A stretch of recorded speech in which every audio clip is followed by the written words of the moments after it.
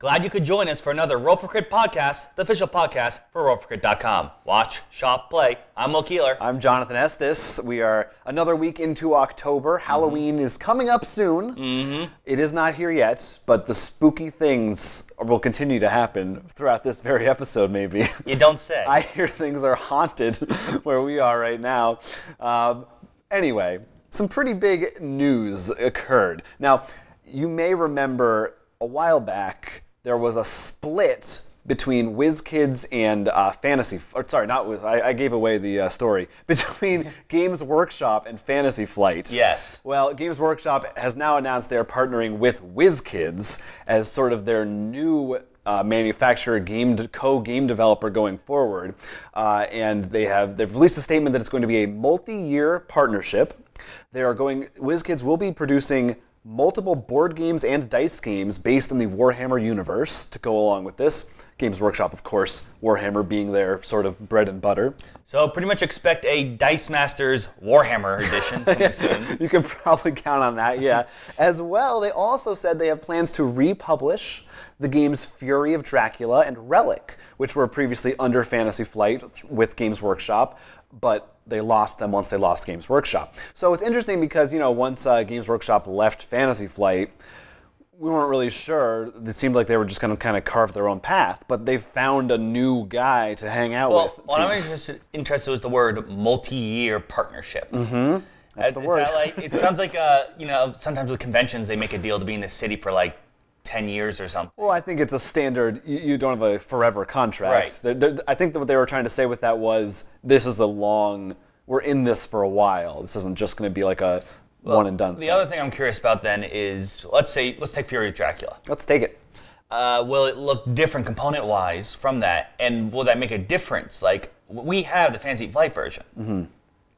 And if they make maybe new cards for it or something, does that mean I have to buy a whole new base set, or are they going to make it so? Well, if anything, I would say it might be the opposite, that I would think Fantasy Flight, they're pretty good at making games, whereas WizKids, they make good games, but I would say in terms of the quality of the cards... Well, because I know these are already made before, that's why. Right, well, I'm strictly... Oh, you mean you're talking strictly talking about component quality, not mechanics, yeah. Oh, okay. I would say Fantasy Flight absolutely has the edge in that area. I don't know. I have no idea if maybe they would change the rules. I don't know. I think people mostly liked those games already, but well, it's more of if they made an expansion, a small expansion or something for it. That's why I'm curious. If they did change card art, then that's true. I mean, I can't. That could be. But I do know that I'm curious because wasn't Fury of Dracula actually had a series? There's a Mummy game too. And I think they're older, so presumably they probably did potentially get those rights as well. I guess, which is interesting. Also, one of the big speculations about why Games Workshop left Fantasy Flight was because Games Workshop is so heavily involved in miniatures, and Fantasy Flight maybe wasn't giving them enough attention, wasn't focusing on them, because they also have X-Wing and all this Star Wars and so many other things on their plate.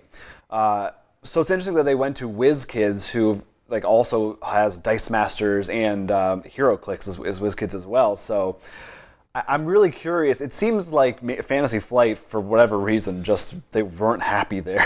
that the fact that they found another pretty big company so soon. It could also be related with the whole Asmodee. Maybe they just didn't like that takeover or something. Yeah, I don't know. But if anyone was worried about Fury of Dracula, at least it's nice that it will be available again for people, even if it's a little different in some ways we won't know. And Warhammer board games, that's cool. I guess they're doing their thing for that. All right, so that's that little partnership. There's always fun board game mergers and divisions. There's so much drama in this industry. Everything's going to end up with maybe two companies, so that way it's not a monopoly and everything. Yeah. And that includes not just board games, everything. Yeah, everything. It's going to be Blade Runner or Idiocracy. All the corporations will. They're both very similar movies. Anyway. Oh yeah. Now we're going to talk about a game that's very near and dear to my heart. I'm just kidding. We're going to talk about the game Eclipse. Have you heard anything? Do you know about this Eclipse story? Because it's very exciting. No, I have not actually. Big Eclipse story. They announced a second edition of the game Eclipse. Oh man! So if you don't know, this is a 4X spacefaring game very, very highly ranked on Board Game Geek. And if you've kept up with their podcast, we've talked about it before and about our kind of love-hate relationship with it, how we have a friend who loves it. So there is love for you in that? You're the love and I'm the hate. I don't even think you love it, but... I mean, I like it. We've talked about it, the reasons I don't love it that much, but they announced a second edition, they're calling it the Second Dawn, since the first one was Eclipse, a New Dawn or whatever. Some of the things it's going to involve: new graphic design, new minis. It's going to include the stuff from Ship Pack 1, one of the expansions. There will be new special plastic inlays for all the components in the box, as well as new custom dice, as opposed to, I assume, the six-sided dice. Right. New custom symbol dice. And they also said it will have fine-tuned gameplay, but no specifics as of yet. So as people who have played Eclipse, I thought we could talk a little about what would you want in a second edition of this game? What do you think would improve it, if anything? Honestly, the first thing that comes to mind, because our friend who owns it, is I bought him an insert for that. Mm-hmm. And I know, like he said, it's mostly good except for the ships are a little annoying because you have to make sure they're rearranged. Is to the miniatures to make sure that they fit well in the box. I think that would definitely be a big thing that a lot of people would enjoy, assuming they pick this up again. Mm-hmm. And it sounds like they said custom inlays, so it sounds like they are doing something like that for the insert, which is good. Gameplay-wise, any tweaks or streamlines that you can think of? Because I have some. Well, the problem is there's so much to it. Yeah, it's a heavy game. And I'm more when I think of anything what would I do to change that doesn't make the entire game collapse somehow? Right. I mean, there's certainly, we did not design this game. I'm sure there are many things to consider for the people who are changing things. I'm also not a master, so I can't tell you everything perfectly. I'm not. But some of for one thing, a big thing for me would be something to further mitigate the randomness of those tiles when you are exploring. I don't know how they would do that, but that's one thing that I remember kind of had some big curve swingy effects in our games. I would love a bigger focus on the theme and along with, they said, new graphic design, which I hope means completely new artwork, because I wasn't a big fan of the artwork. I don't, if they had more flavor texts, maybe some kind of events that could happen to make me feel like I'm actually on a spaceship and not just managing a spreadsheet, which I often feel like.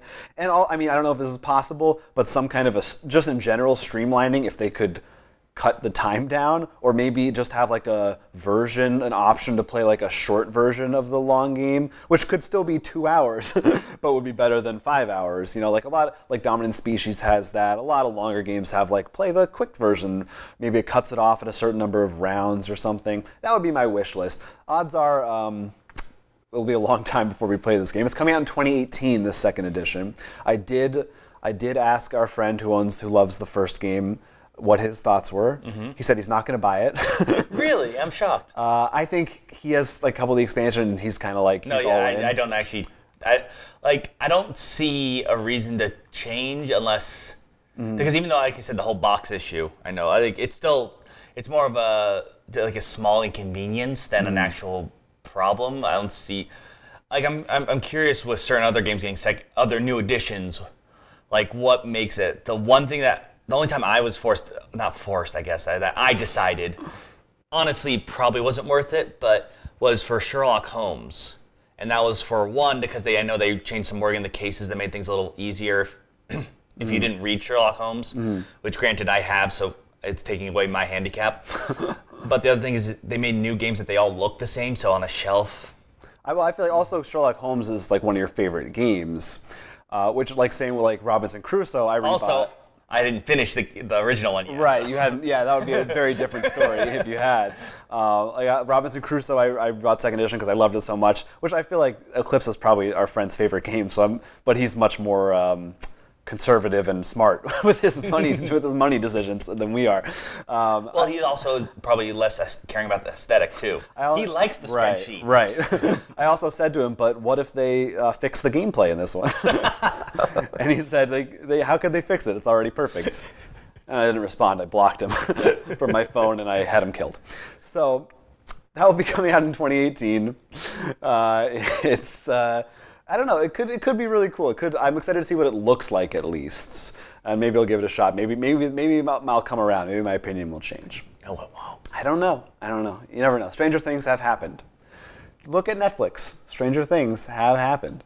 Now, we've got some Kickstarters to bring you some real exciting ones that I want to talk about. The first one, I want to know, what is the best way for me to defend Neo Tokyo? Please tell me.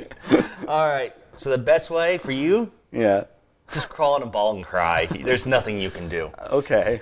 But for everyone else in this game, as you haven't guessed, you're sort of defending a city. And since it's Tokyo, you can probably guess it's from giant monsters. Okay. Is it a new Tokyo? Neo. It's weird alternate universe stuff. All right. Continue. But to do that, you're going to be building a giant robot. And actually, the board, your robot is 4 parts. There's like the upper torso and head, 2 arms, and legs. So you can do some weird customization and stuff. It is cooperative. You're working together. The Neo Tokyo is broken up into many different city districts where the monsters are going to be rampaging. And you got to prevent them from either causing too much chaos by either killing civilians, destroying other robots, or just destroying more sectors, and then you lose. Kill enough of them, and then the boss appears. So to me, I'm always a sucker for kaiju themes. But what I really enjoyed was just the idea of mixing the robots. To me, like, all right, this arm with this arm might be cool with this stats and stuff. Are they cardboard pieces? They were cardboard that, well, at least in the video, the cardboard that clicked together. Okay. Not really clicked, but I mean, they fit together. Yeah. Are there actually kaiju or just robots? The good guys are the robots. The bad guys are the kaiju. Okay. And they're controlled by the game. There's no kaiju player. Do you think that they are trying to ride on the King of Tokyo wave by kind of sounding like them and being about fighting giant monsters? I was thinking more Pacific Rim. Well, definitely does sound more like Pacific Rim than a Godzilla because of the robots. And I like that it's cooperative. I think more of the Neo Tokyo thing is just the nod that really... It's been around for a while. And Japan's also, when you think kaiju and giant monsters, you're going to Godzilla in Japan. Yeah. Well, this one looks cool. It goes for $59. So you want to defend Neo Tokyo, that's how much it will cost you. Let's stay on this monster theme because there was another one that I liked called Monster Lands. Did you see this one? I did. Okay. See, I thought maybe you would like it because it reminded me a little bit of the game.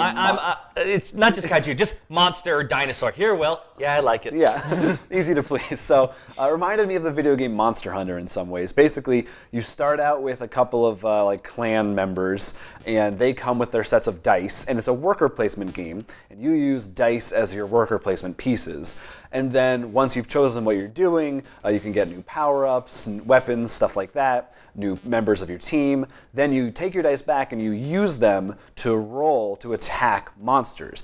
You can also choose to capture the monsters, and depending on what monster it is and how you do it, you may get different rewards. And as you go, you're going to be getting more people, which brings you more dice, so you're managing the dice. So basically it's a worker placement game, but it has a cool art style with some really cool monster designs. Yeah, I definitely, the dice management, I feel, I don't know why, maybe it's just because I'm noticing it more, or if it's actually a trend. I think it's a little bit of a trend. I think it's definitely... So it's not just me just having to seeing them, no, it's actually... I definitely think that's coming into the spotlight a little bit more these days. And it's fun. I'm not saying it's bad, it's curious whether...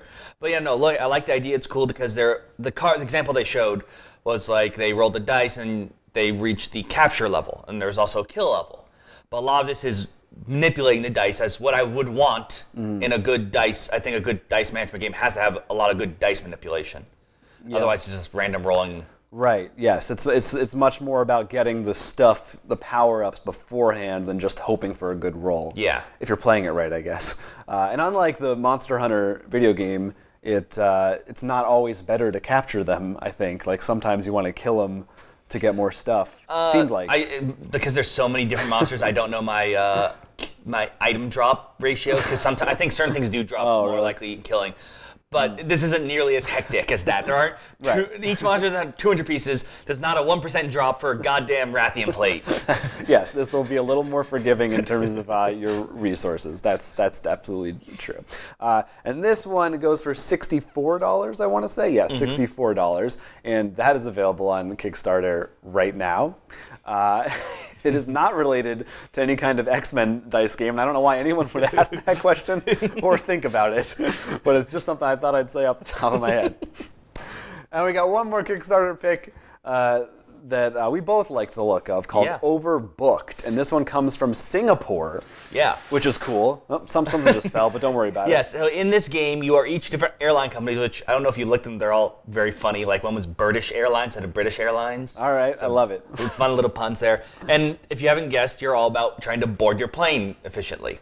Now, to do this, you're all going to be drafting. I guess when there's cards lined up and you choose one. Yeah, I guess. Is that still drafting? Well, the way that I saw it was sort of like Suburbia. Yeah, that it's not exactly the passing cards, but you choose one, and of course, each card allows you to put different passengers in your certain positions. It's not just one red and one blue token. It's literally one here, two over here or something. Right, so you have, with your own board, you're managing it very puzzle-like, sort of like a patchwork type of thing if you've played Patchwork, where you have to figure out where do these fit on my board, because if you overlap a passenger you already have, they go to the overbooked section and that loses you points. And then the other thing is you get combos for like, oh, these two are a couple, so if they're together, that's more points. Right, so color does matter too. It's just really fun, and you can rotate the cards any way you see fit. And you can pass over some, but then you use vouchers, but then other people can claim them. It looked like this really fun way of just trying to fit a better plane than your opponents. Yeah, and I already mentioned Suburbia, but I think it looks like it has a very similar feel where everybody has their own individual space that you're working with only, and people can't mess with it. But you're still kind of interacting in which cards you take and worrying about other people's scores. And at the end of the game, you have a fun little plane you can look at and see how many people you pissed off. Yeah, you get to or possibly dragged out bloodied. You get to play United. Yeah, so that one goes for only $26. But you need to do some translation from Singapore money if you're buying it. So keep that in mind. Kickstarter does do that pretty well. They do. Also, one other random thing I wanted to talk about is we talked about the game Detective last week. We don't have a slide or anything for this, but they made a decision that I thought was interesting, worth discussing, that they are only going to be selling this game through Kickstarter and their website. They're not going to be doing it through retail because it's such a big, expensive game that a lot of retailers would be hesitant to buy it because they don't get as much of a profit margin, and it's just such a big ordeal. Well, I mean, it's not just that. I think one of the big issues, at least coming from the retailer side, is a lot of now when you hear about Kickstarter games, you almost don't want to have them in your store because you already know that people backed it. It could be, but I mean that's their reasoning that they gave. But I mean, when you look, if you had to make a choice of putting that in your store, or maybe the new Star Wars Armada, which you know doesn't have, you're probably going to lean towards that. Right. Well, it's interesting. They're not the first company to do this. Cool Mini or Not also did the same thing with the Game of Thrones miniatures game recently, which you'd think would be a huge seller, but again, because it was such an expensive thing. So, I mean, what do you think about that? Potentially, companies just forgoing retail altogether. Well, my guess is if it sells well enough consistently or something, or enough game retailers, then they would. So, in the future, we might see a lot more of these Kickstarters heading that way, especially the bigger ones. But it'll be interesting. Yeah, I mean, Kickstarter is definitely one of the big things that are shaping the landscape for board games. It's very curious to see how things It's getting shaped. It's getting land-shaped. Now, let's do a few quick viewer comments before we get into the rest of the show. Last week, we talked about the Pillars of the Earth board game. You can go see our thoughts on that. It's based on a book. Well, Matt Smith over on Board Game Geek says, the book is fantastic. Oh, man. It's historical fiction. Some of the key events and issues of the time are told from the perspective of the fictional characters, blah, blah, blah. There's plenty of intrigue, violence, and sex to keep you reading. That's what he says. Game of Thrones, you hear this? Next project. I gotta tell you, I was in Barnes & Noble the other day. I saw the book on a shelf, and I thought about buying it. I didn't. But maybe that could be our next project. We can read that book. It's new, Rover Crit Book Club. Yeah, that could be fun. Mark Abeladinger had a comment about the game Conspire, which we recently reviewed, which is a cool, fun improv party game that you should watch our review for. He tells the story of one of his sessions playing the game. Ooh, I can't wait to hear this. Says, I once ended up as a bystander on a singles cruise, parentheses, the Titanic. Of course. Helping a bunch of time travelers fight Nazis and a giant squid. What more could you ask for? It actually makes me feel bad about our scenario. Sounds better. And finally, we asked people what spooky games they might be playing for Halloween this month. Rico Cordova says he's hoping he can hook up with their friend and play The Last Friday for Halloween. It's not that great of a game, but a few drinks will fix that. It's such a great theme for Halloween. I feel that sentence works with a lot of things. A few drinks will fix that. I don't like my in-laws. A few drinks will fix that. So that's the Friday the 13th kind of take-off board game. We have not played that. A few drinks will really fix anything. Now, you can quote me on that. Now, we've been playing a couple games. I know you recently are excited because you finished your first... Successfully. Yeah. I've technically finished multiple... completed successfully your first curse Yes. in the 7th continent. Yeah. How'd that go for you? A lot of fun. I want to give the game to you so you can complete the first one by yourself, because I think it's actually better that way, because then you can sort of just play on your own speed, learn how the game works, and then really understand the nitty-gritty. I'm going to give some tips now that shouldn't be too spoiler-free. Hot tips. For people out there. Let's get them. You're going to love it. I know you will. Tip number 1. And then after that, I want to do some of the other curses together. Okay. But the first tip, and this is probably the most important one, try to remember things on the map. You're going to have the map disappear, then you can go back there again, and remember where certain things are will make a difference. It could save you from being just enough cards to make through. The second thing is hunting spots, which goes with the first one. If you find a hunting spot, that's one of the most important things, I think, for me, because that's really how I refilled my deck, was being able to get a bunch of meat to eat, in essence. So those were just all right, this is a hunting spot. From now on, I know in the general map area, there's a hunting spot here, here, and here. When I'm low, I gotta make beeline to those spots. Okay. Those are some of the big things. And the other thing is, don't assume that just because you saw the card before, it acts the same. There was an event where I'm like, oh, this is fine. I did this before. No, it actually had different numbers. They actually have different things. So be prepared on that. Would you talked about remembering where things are and paying attention to the map? Would you recommend note taking? You could. Yeah, I remembered how the general map looked. I'm a good visual learner, so I knew oh, the island was sort of shaped like this. I know there's a hunting spot down here in the forest, one up there in the desert area, something like that. Those aren't actually the map layout in the game. I just use the example of terrain because learning to find it on your own. All right, so those are your hot tips. Take those to the bank. Yeah, those are really big. And also, depends on all the players. We've only seen 4. I've only seen 4 so far because I did one with the multiplayer. You've only seen 4 what? Characters. Oh, so okay. they have personal cards. And I know the one I really enjoyed because he had a lot of healing stuff. I did no peeking when it said make a choice, with the exception of one card and I want to explain now because it's hilarious, was if you can speak German, take this, otherwise take this. And I looked at my character card because I thought I was referring to that. I'm like, well, he's from here. I don't think so. I look at the other characters. None of them talk about speaking German. I'm like, okay, this I gotta know. The other card is in German. All right. So that was amazing. That's a step beyond. I took German for 2 semesters. Yeah, you might be able to. maybe I could decipher something. But yeah, overall, having the single player was so much fun too because you can have more. So you get to, instead of, I think the 4-player you're allowed 1 item to have. This you're allowed 4, so you can be like, oh, I'm stacking all these great items. I have a club that's also a trap. That's also all this crazy stuff. Overall, just such a great experience. I might need to get those sleeves from their new Kickstarter now because I'm like, man, you just shuffle that. And that just ended, their big new Kickstarter. So unfortunately, if you missed out on that, you got to wait around a while for the next one. They do. I know a lot of things now do late backers, so you might have a chance there. Could be. Check it out. Well, I'm super excited to try it. Now, the other game that we both played recently, this is also very exciting for me. Yeah.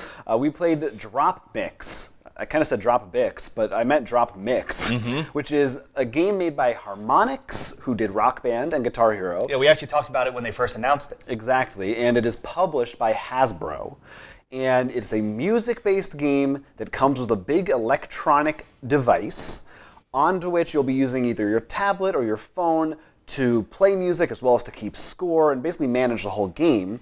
And each player has a set of cards, and the device reads those cards, and depending on which slot you place it in and what type of card it is, it will play some music, and you're creating a whole DJ mix. Right. Now, when you first brought it to me, and I knew I just had to ask because you're like, I was like, so how much did it cost? Yeah, it is an expensive game. It's right now the retail price is $100, $99.99, and at the end I do want to talk about kind of the marketing structure and the way the cards are sold. But first, let's talk about the game. Yeah. But the reason why I asked is because you're like, I was curious how much it costs, and that's on. There are games that already cost that much, so that's not crazy. I mean, it's very heavy, but not crazy in a board game. And then actually playing it though was so worth it.